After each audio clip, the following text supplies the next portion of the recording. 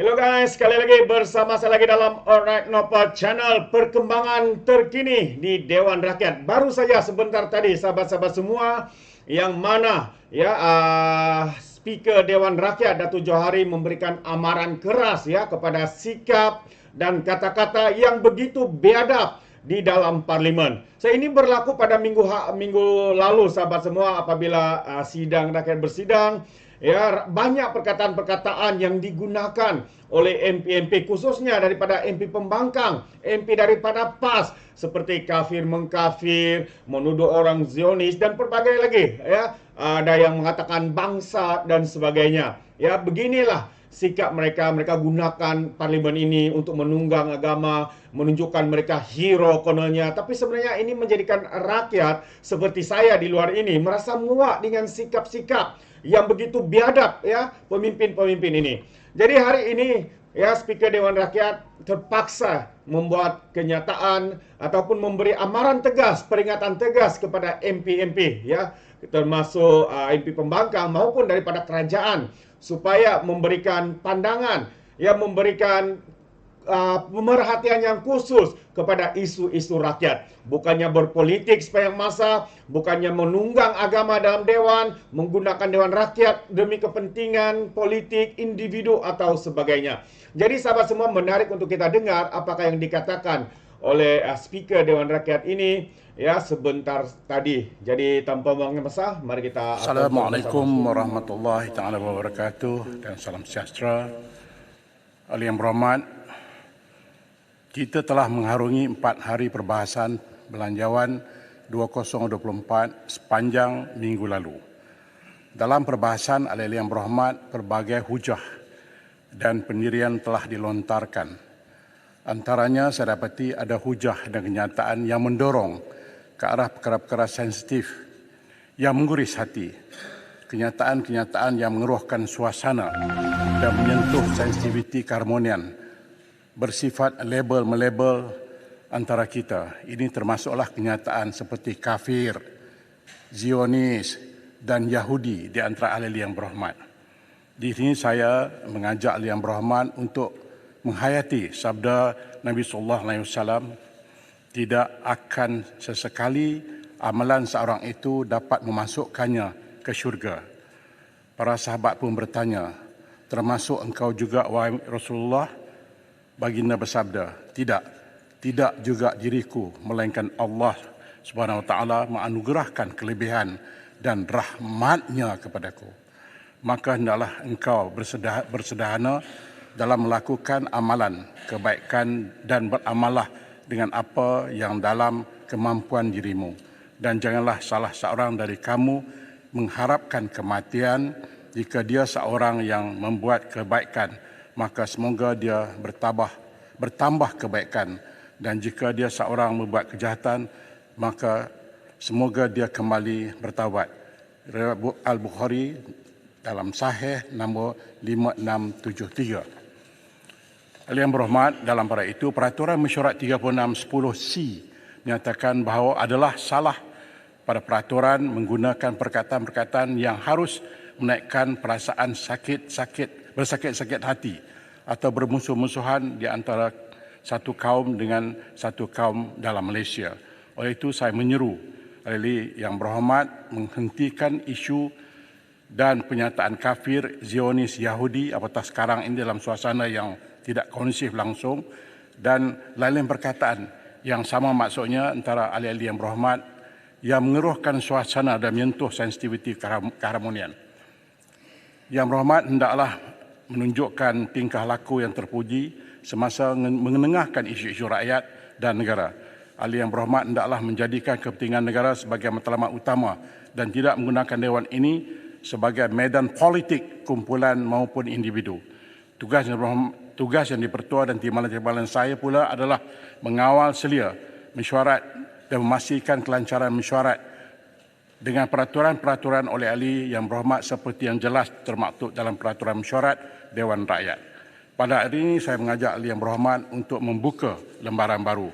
Padamkanlah isu panas tersebut yang berlaku pada minggu lalu. Biarlah perbahasan ahli yang berhormat adalah berlandaskan isu-isu demi membela nasib rakyat di luar di sana. Saya tegaskan bahawa saya tidak akan bertolak ansur lagi dan akan mengambil tindakan sekiranya isu dan perkataan yang saya masukkan tadi dibangkitkan lagi. Akhir sekali saya memberi peringatan kepada Yang Berhormat bahawa isu-isu peribadi yang dibangkitkan dan dilaporkan di luar Dewan hendaklah jangan dibawa dan diungkit dalam Dewan. Peraturan 231I menyatakan bahawa suatu pertanyaan itu tidak boleh dikeluarkan berkenaan dengan betul atau tidaknya penerangan-penerangan dalam surat-surat khabar atau penerangan-penerangan yang dikeluarkan oleh seorang bagi dirinya sendiri. Manakala peraturan 369 menyatakan bahawa dalam apa-apa perbahasan tidak boleh disebutkan kelakuan atau sifat siapa-siapa ahli parlimen atau siapa-siapa pegawai kerajaan selain daripada kelakuan pada menjalankan urusannya sebagai ahli parlimen atau pegawai kerajaan. Oleh itu, isu-isu peribadi yang dibangkitkan dan dilaporkan di luar Dewan hendaklah diselesaikan di luar Dewan. Terima kasih, Yang Berhormat. Pertanyaan-pertanyaan bagi jawab lisan. Tuan Yang di-Pertua, nak minta clarification je. Saya faham maksud. Tapi tadi saya dengar perkataan Zionis, tak boleh guna Zionis ke dalam Dewan? Jangan merujuk seorang itu sebagai Zionis. Okey. Jangan merujuk seorang itu sebagai Zionis. Terima kasih. Apatah lagi dalam keadaan sekarang ini cukup sensitif. Terima kasih, Yang Berhormat. Tapi boleh gunalah Zionis Israel. Untuk nak kutuk, itu cerita lain. Tetapi jangan associate anybody dengan Zionism. Terima kasih. Silakan. Penjelasan Tan Sri Speaker. Kota Melaka. Saya. Ya, terima kasih Tan Sri Speaker. Last Sebab saya nak teruskan ya. Ya, Tan Sri Speaker, terima kasih atas nasihat yang diberikan oleh Tan Sri Speaker. Tapi apa yang berlaku pada 18 hari bulan yang lepas, Arau telah mengatakan saya ini adalah Yahudi.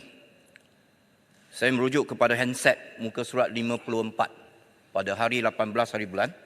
Arau kata ini Yahudi punya ni. Baik. Dia kata saya Yahudi dan dia tidak tarik balik. Lepas itu pendang pula.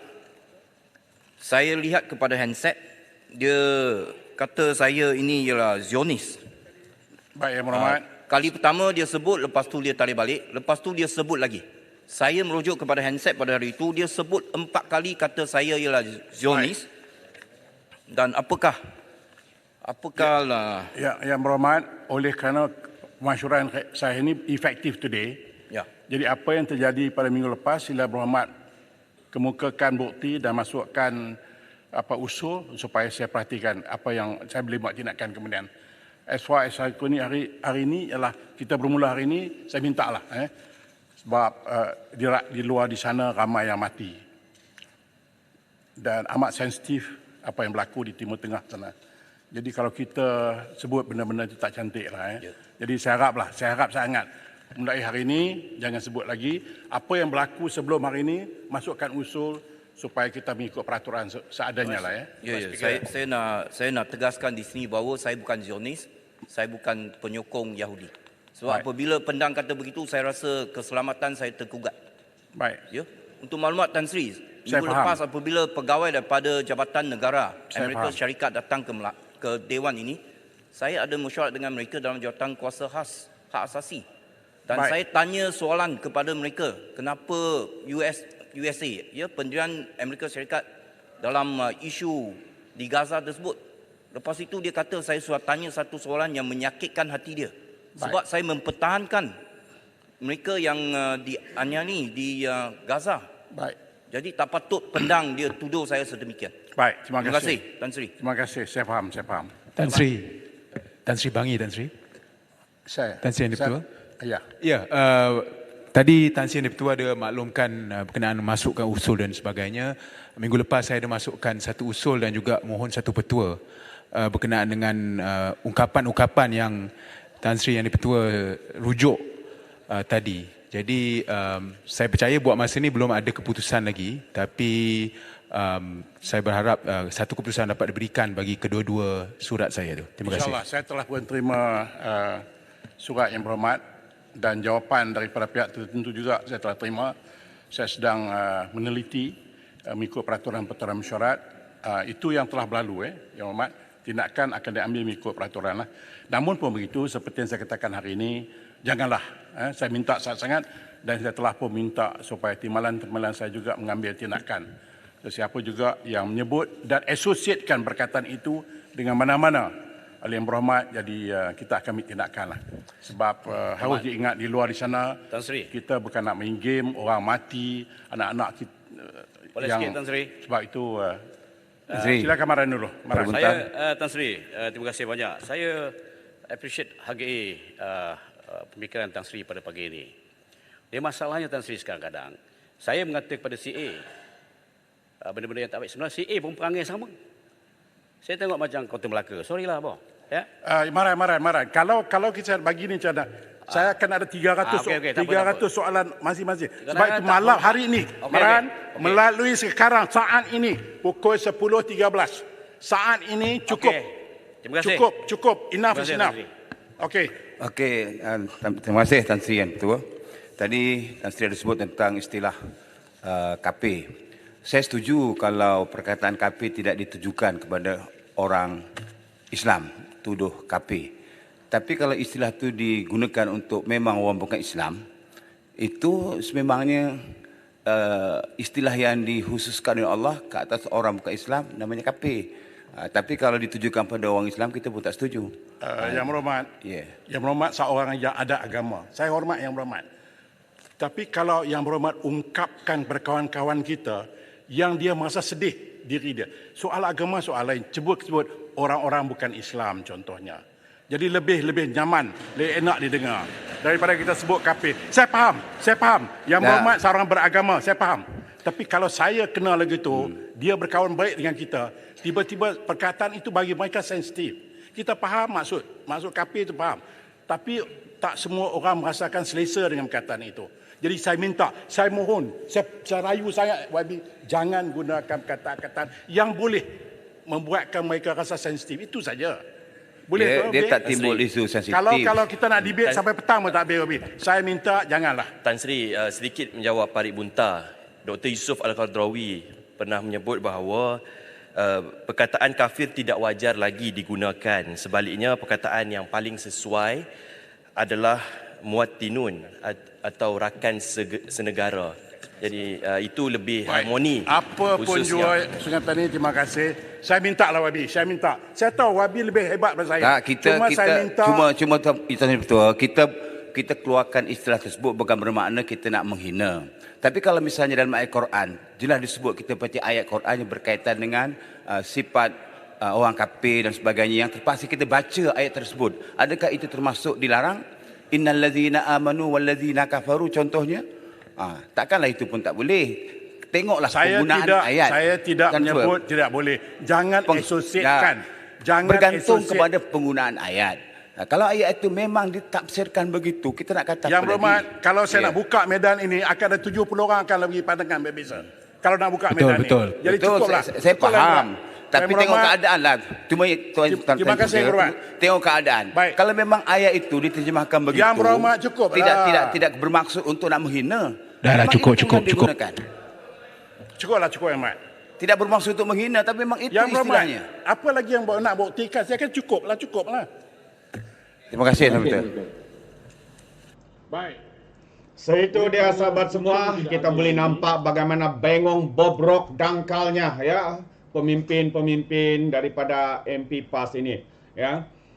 Cukup jelas apa yang dinyatakan, bukan tidak boleh ya, tapi kalau ditujukan dengan niat yang jahat dan sebagainya, itu satu perkara yang boleh mengundang ketidaksenangan, menghancurkan keharmonian Dewan Rakyat. Itu sebenarnya yang dimaukan oleh Speaker Dewan Rakyat. Tetapi kita boleh nampak ya, kononnya mereka mempunyai ilmu agama yang tinggi, tetapi mereka cuba memusingkan segala apa yang dikatakan oleh Speaker Dewan Rakyat, Datuk Johari. Sahabat-sahabat semua, sikap beginilah yang amat-amat memalukan kita ya. Kononnya ulama, kononnya mempunyai pengetahuan yang tinggi dalam agama, tetapi perkara sebegini senang yang boleh difahami oleh rakyat pun dipusingkan oleh MP-MP daripada PAS ini. Amat memalukan. Ya, tujuannya adalah ditujukan kepada seseorang. Kalau kenyataan yang dikatakan itu untuk ungkapan sesuatu, ya saya percaya itu tidak masalah seperti yang dikatakan oleh Speaker Dewan Rakyat.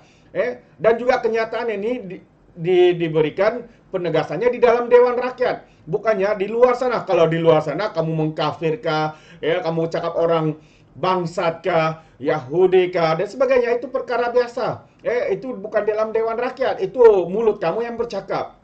Tapi inilah, bagi saya, sikap daripada pembangkang ini yang teramat memalukan, menunggang agama, menggunakan, satu lagi poin daripada Speaker Dewan Rakyat, jangan menggunakan Dewan Rakyat ini sebagai medan politik untuk kepentingan pribadi maupun kepentingan parti semata-mata.